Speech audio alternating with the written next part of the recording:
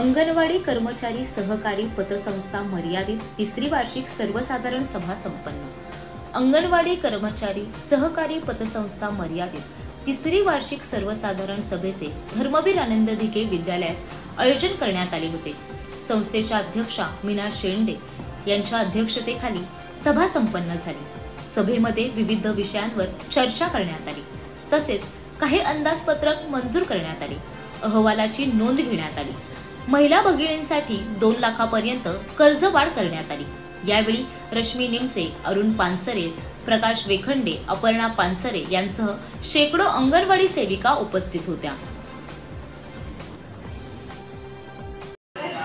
अंगणवाडी कर्मचारी सहकारी पतसंस्थेची आज तिसरी वार्षिक सभा संपन्न झाली।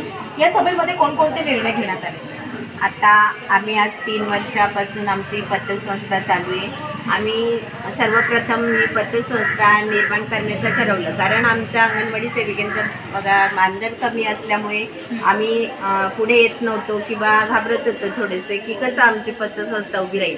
पण आम्ही ज्या वेळेला निर्णय घेतला आणि आम्ही 13 लोक आहेत संचालक मंडळाचे, त्यांनी स्वखर्चाने सगळी ती पतसंस्था उभी केली आणि आज 3ऱ्या वर्षापर्यंत आम्ही आलेलो आहेत।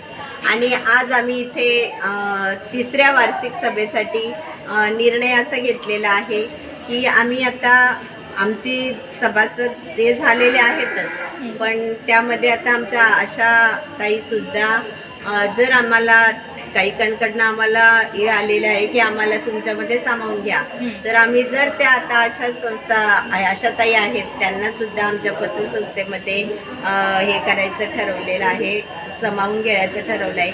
तसंच आम्ही जो मृत्यू फंड फक्त 10 रुपये गोळा करत होतो आणि तो मृत्यू फंड आज 2 लाखापर्यंत आमचा पोचलेला आहे। मग आम्ही जे आमच्या 3 महिला ज्या त्यांचं निधन झाले त्यांना आम्ही त्यांच्या कुटुंबाला 5-5 हजार रुपये मदत केलेली होती। आणि आज या 3ऱ्या वार्षिक सभेमध्ये आम्ही असं ठरवलेलं आहे की आता इथून पुढे जर 2-2.5 हजाराची त्याच्यामध्ये आम्ही वाढ करणार आहेत आणि त्यांच्या कुटुंबाला ती मदत करणार आहोत।